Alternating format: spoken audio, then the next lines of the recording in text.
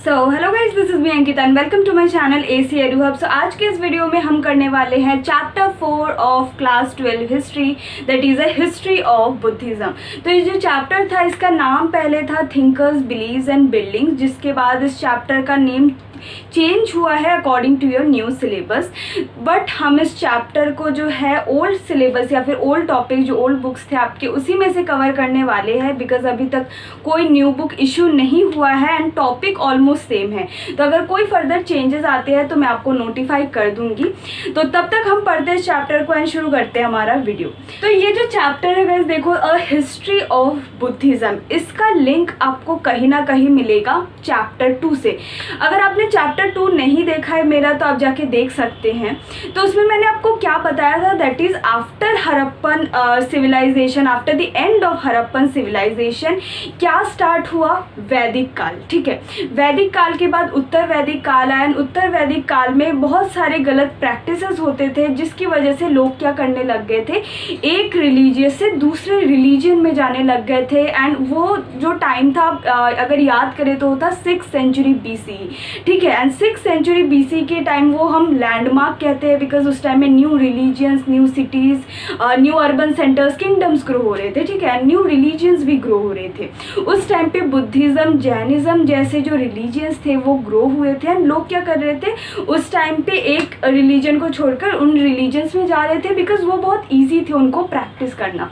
तो आप उसका कनेक्शन यहाँ से लगा सकती हो, जो बुद्धिज़्म स्टार्ट हुआ, जैनिज़्म स्टार्ट हुआ, कैसे हुआ, इनको हम पढ़ेंगे। ठीक है, एंड जो इसका जो टाइम लाइन है अगर आप देखें तो है 600 BC टू 600 CE। जो आपका second chapter, third chapter, fourth chapter, ये तीनों जो है ये एक ही उसमें है, एक ही टाइम लाइन में है। ठीक है, तो इस चैप्टर से पहले हमने क्या देखा था, social history, economic history, political history.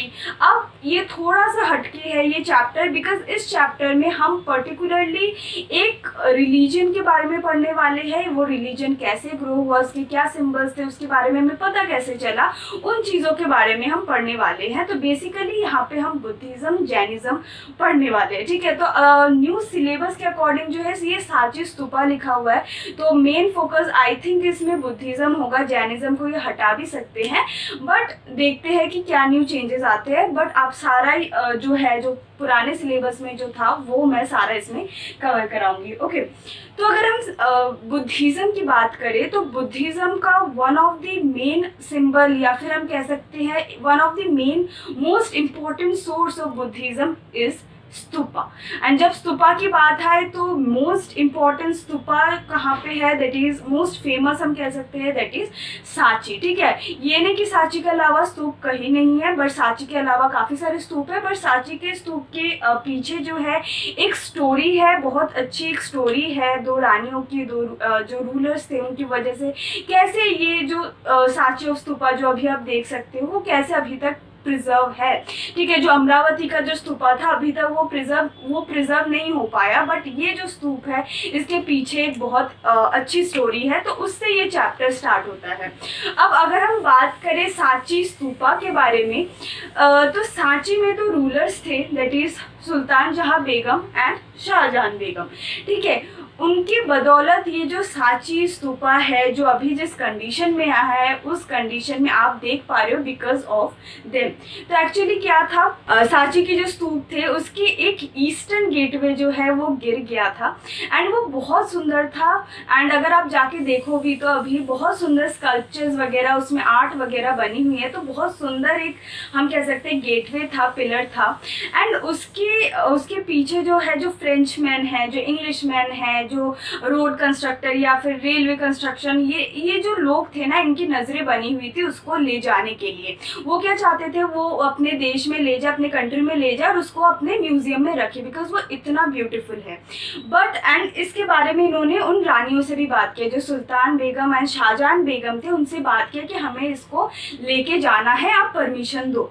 But बहुत ही चालाकी से जो दो बेगम थी, जो रानियाँ थी, उन्होंने क्या किया, उन्होंने सेम टू सेम सेम जो कॉपी है इसकी प्लास्टर ऑफ पेरिस का बना के इनको दिया।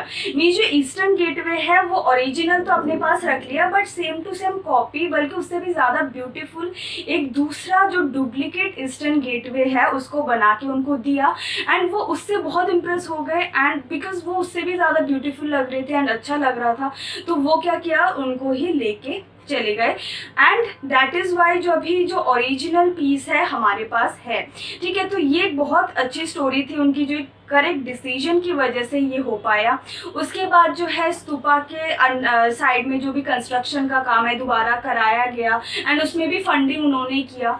एंड साथ में जो जॉन मार्शल ने एक बुक भी जो है पब्लिश की थी, जर्नल भी उसके ऊपर लिखा था स्तूपा के बारे में, जिसका श्रेय वो सुल्तान जहाँ बेगम को देते हैं। उसके बाद जो गेस्ट हाउस है या फिर जो म्यूजियम्स बने हैं, सब कुछ जो है इन्होंने फंडिंग की थी। तो जो शाहजहां बेगम एंड सुल्तान जहाँ बेगम है, they played a very important role, they take a very wise decision, and जिसकी वजह से आप जो भी देख सकते हो, एंड जिसकी वजह से हमें बुद्धिज़्म के बारे में इतना कुछ जानकारी मिली है, ठीक है। उनके पीछे इनका बहुत बड़ा रोल है।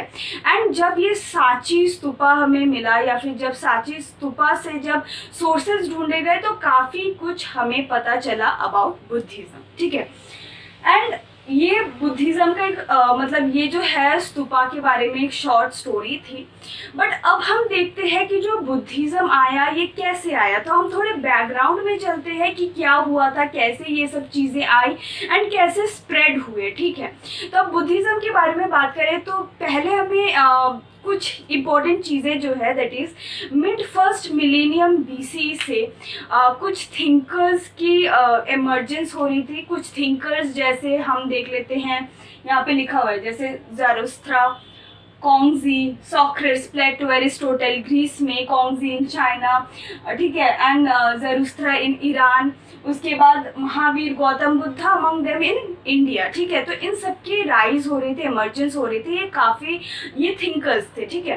एंड एक्चुअली वो जब जब इमर्जेंस हो रही थी, ये सब जब थिंकर्स की राइज हो रही थी, तब इन्होंने क्या किया, कुछ चीज़ों को समझने की कोशिश की, जैसे एग्जिस्टेंस के बारे में, हमारी एग्जिस्टेंस कैसे है, या फिर हम हमारी जो रिलेशन है, इंसान की जो रिलेशन है, ह्यूमन बीइंग की रिलेशन कॉस्मिक चीज़ों से कैसी है। जैसे हम ग्रह पृथ्वी को देखते हैं, ठीक है, तो कॉस्मिक ऑर्डर हम कहते हैं उनको, उनसे ह्यूमन बीइंग की कनेक्शन कैसे है, या फिर जो एग्जिस्टेंस है हमारा, उन चीज़ों पे ये इन चीज़ों को समझने की कोशिश कर रहे थे। उस टाइम पे जो है हम कह सकते हैं सिटीज़ राइज हो रहे थे, किंगडम्स राइज हो रहे थे। वो एक बहुत इंपॉर्टेंट टाइम था, ठीक है, हम कह सकते हैं लैंडमार्क टाइम था, या फिर बहुत एक इम्पॉर्टेंट पीरियड था जहाँ पे थिंकर्स भी आ रहे थे, साथ में किंगडम्स राइज हो रहे थे, सिटीज़ राइज हो रहे थे, लोग कुछ चीज़ों को समझने की कोशिश कर रहे थे, जैसे हमारी एग्जिस्टेंस के बारे में, हमारे रिलेशनशिप्स के बारे में विद द कॉस्मिक ऑर्डर। इन सब चीज़ों राइज हो रही थी उस टाइम पे, ठीक है। उस टाइम पे वैदिक काल भी आया, जो अर्लियर वैदिक काल था उस टाइम पे आया, जिसके बारे में हमें ऋग्वेद से जानकारी मिलती है। उस टाइम में डिटीज़ की पूजा की जाती थी, बहुत सारे मंत्र थे, जैसे इंद्रदेव की पूजा, सोमदेव की पूजा, ठीक है, इनकी पूजा की जाती थी। हम जैसे देख सकते हैं ऋग्वेद की अकॉर्डिंग हम देख सकते हैं यज्ञ किए जाते थे, सैक्रिफाइसेस की जाती थी, बलिए चढ़ाए जाते थे, ठीक है। वो सब उस टाइम का मतलब हम कह सकते हैं प्रैक्टिसेस थी। एंड इसमें से 2 मार्क्स का जो एक इम्पॉर्टेंट क्वेश्चन आता है वो आप नोट कर लो, दैट इज कौन से सैक्रिफाइसेस है जो राजा या चीफ्स करते थे, दैट इज अश्वमेध एंड राजसूय। यहाँ पे मैंने ओके मैं यहाँ पे लिख देती हूँ, दैट इज अश्वमेध एंड राजसूय, ठीक है। तो ये जो 2 प्रैक्टिसेस है, 2 जो सैक्रिफाइसेस है, ये राजा या चीफ्स करते थे, एंड ये बहुत इंपॉर्टेंट है, 2 मार्क्स में पूछे जाते हैं, ठीक है। तो ये सब चल रहे थे। इस टाइम पे ना क्या हो रहा था, क्वेश्चंस भी राइज हो रहे थे, जैसे लोगों के मन में क्वेश्चंस आ रहे थे, जैसे हमारी एग्जिस्टेंस के बारे में, या फिर बर्थ, रिबर्थ, इनके बारे में, या फिर हमारे जो पास्ट है उसके बारे में। तो बहुत सारे सवाल उस टाइम पे ग्रो हो रहे थे, राइज हो रहे थे, क्वेश्चंस आ रहे थे लोगों के मन में, हमारे अस्तित्व को लेकर, हमारे रिबर्थ को लेकर, पास्ट लाइफ को लेकर काफ़ी क्वेश्चंस राइज हो रहे थे। ठीक है, तो अब क्या हो रहा है ना, जब क्वेश्चन राइज हो रहे, अब इतने सारे लोग थे, सभी की एक फिलॉसफी नहीं हो सकती। ठीक है, अगर मैं किसी चीज़ को एक वे में अंडरस्टैंड करती हूँ तो ये ज़रूरी नहीं है कि दूसरा बंदा भी उसी चीज़ को उसी डायरेक्शन में समझ रहा हो। ठीक है, तो उस टाइम पे हम कह सकते हैं डिफरेंट फिलॉसफीज भी आए। मीन्स आप सोच सकते हो उस टाइम पे 64 स्कूल ऑफ थॉट्स थे। मीन्स इतने सारे हम कह सकते हैं फिलॉसफीज या डिफरेंट सेक्ट्स थे, डिफरेंट स्कूल ऑफ थॉट्स थे। ठीक है, तो उस टाइम पे कुछ फिलॉसफीज आई, कुछ फिलॉसफीज इन क्वेश्चन को लेकर। अब क्या हुआ, जो फिलॉसफीज थे, जो टीचर्स थे, वो जाके स्प्रेड करते थे। अब मेरी एक फिलॉसफी है तो मैं क्या चाहूंगी कि मेरी फिलॉसफी और भी लोग माने। ठीक है, तो मैं क्या करूंगी, जाके लोगों को समझाऊंगी कि हाँ ये मेरी फिलॉसफी है। मैं पीपल को कन्विंस करने की कोशिश करूंगी कि मेरी जो फिलॉसफी है वो करेक्ट है। ठीक है, तो वो क्या कर रहे थे उस टाइम पे, जो लोग हैं, जो टीचर्स हैं, वो जा रहे थे एंड अपनी अपनी फिलॉसफी जो है लोगों को समझाने की कोशिश कर रहे थे। एंड जो लोग उन फिलॉसफीज, एक पर्टिकुलर फिलॉसफीज को अगर उससे वो कन्विंस हो गए या फिर उसको वो सही समझने लगे तो वो क्या हो गए, उनके डिसाइपल। मीन्स अगर मेरी फिलॉसफी आप लोगों को अच्छी लग रही है तो आप क्या करोगे, मेरे फिलॉसफीज को फॉलो करोगे। ठीक है, तो आप क्या बन जाओगे, डिसाइपल। मीन्स उस टाइम पे क्या था, डिफरेंट रिलीजन्स ग्रो हो रहे थे, सबकी एक अलग अलग फिलॉसफीज थी। ठीक है, एंड जिस फिलॉसफी को जो मानने लग गया उसी में वो आ गए। ठीक है, जिसको जो पसंद आए उसी में आ गए।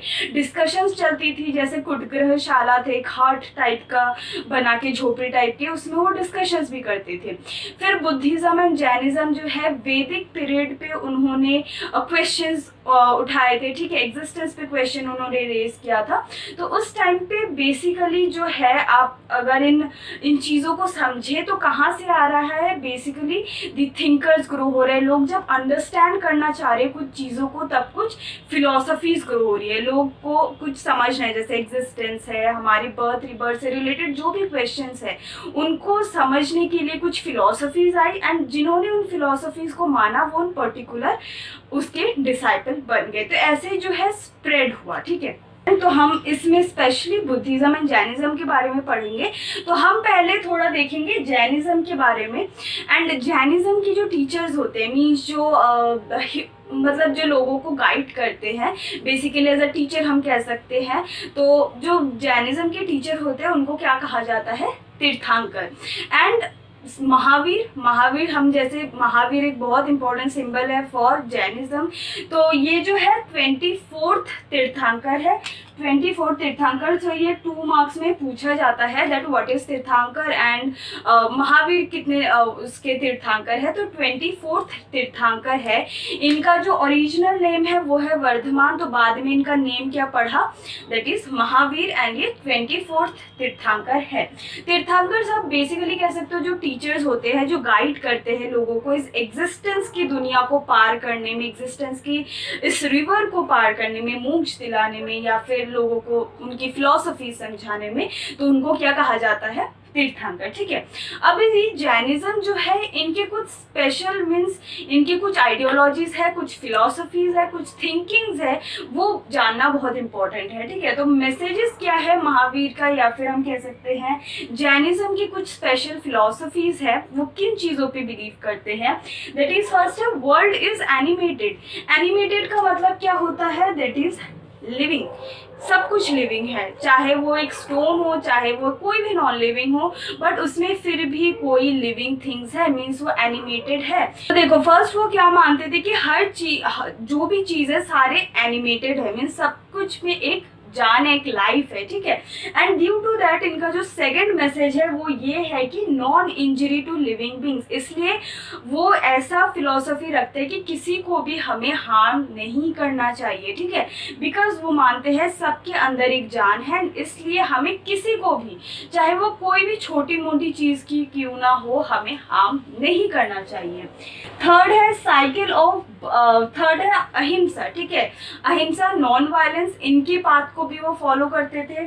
उसके बाद है फोर्थ है cycle of birth and rebirth. तो cycle of birth and rebirth, पुनर्जन्म और जो भी जन्म है वो आपका किससे निश्चित होता है? Through your Karma. तो जो बर्थ है एंड जो रिबर्थ है वो आपके कर्मा के थ्रू जो होता है डिसाइड होता है। उसके बाद फिफ्थ जो पॉइंट है वो है asceticism and penance. Asceticism means ब्रह्मचार्य का पालन करना, पेनेंस मीन्स तपस्या वगैरह करना।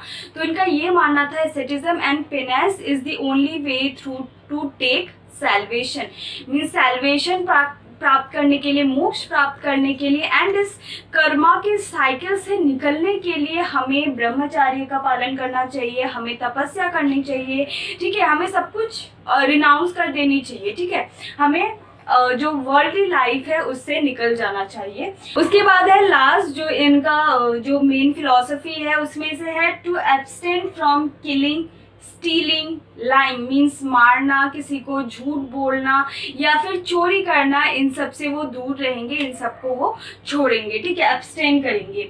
Observe celibacy and abstain from processing property, कोई भी प्रॉपर्टी वगैरह वो प्रोसेस नहीं करेंगे, वो नहीं रखेंगे प्रॉपर्टी वगैरह, ठीक है। बेसिकली इनका एक मेन जो मैं ओवरव्यू दे देती हूँ, उनका ये फिलॉसफी है कि जो वर्ल्ड है, वर्ल्ड में सब कुछ चाहे वो लिविंग हो नॉन लिविंग हो, बट सब कुछ के सबके अंदर एक जो है जान है, लाइफ है। तो इसलिए हमें किसी को हार्म नहीं करना चाहिए। हमें इस साइकिल ऑफ बर्थ रिबर्थ को समझते हुए हमें सैल्वेशन अगर चाहिए, हमें मोक्ष चाहिए, तो तपस्या करना चाहिए, ब्रह्मचार्य का पालन करना चाहिए एंड जो भी बुरी आदत है जैसे स्टीलिंग, लाइंग या फिर किलिंग, इन सबको हमें छोड़ना पड़ेगा, ठीक है। ये जो फिलॉसफी है इनकी बेसिक मैसेज इनका यही है, ठीक है। तो जो महावीर की मैसेज है, जैनिज्म की मैसेज है, जैनिज्म की फिलॉसफी है, ये सब है। इसके बाद ये जो स्प्रेड कैसे हुआ जैनिज्म का, मीन्स अगर ये एक जगह पे होता तो इतने लोगों को नहीं पता चलता, ये स्प्रेड कैसे हुआ? स्प्रेड अब दो सोर्स हम देख सकते हैं, दैट इज थ्रू लिटरेचर। इनकी जो भी किताब है, जो भी लिटरेचर है, जो कि काफी लैंग्वेज में जैसे प्राकृत में, संस्कृत में, तमिल में उनको लिखी गई है एंड उससे जो है नॉलेज स्प्रेड हुआ है, लोगों को उनकी फिलॉसफीज के बारे में पता चला है। इनके जो स्कल्पचर्स है इसके थ्रू जो है पता चला है लोगों को। तो इनके स्कल्पचर्स, इनके लिटरेचर, ये जो है मेन सोर्स है for the spread of the Jainism और जैनिज्म फिलॉसफी, ठीक है। तो that is all about the video. इसमें हमने जैनिज्म तक देखा, अगले वीडियो में हम देखेंगे अबाउट द बुद्धिज्म, स्तूपास। सो वो वीडियो बहुत इंपॉर्टेंट होने वाली है, उसको भी जरूर देखना। एंड तब तक के लिए अगर ये वीडियो पसंद आए तो उसको लाइक कर दे एंड चैनल में नए हैं तो सब्सक्राइब कर दे एंड उसके बाद मिलते हैं हम अगले वीडियो में। Till then stay tuned, bye bye.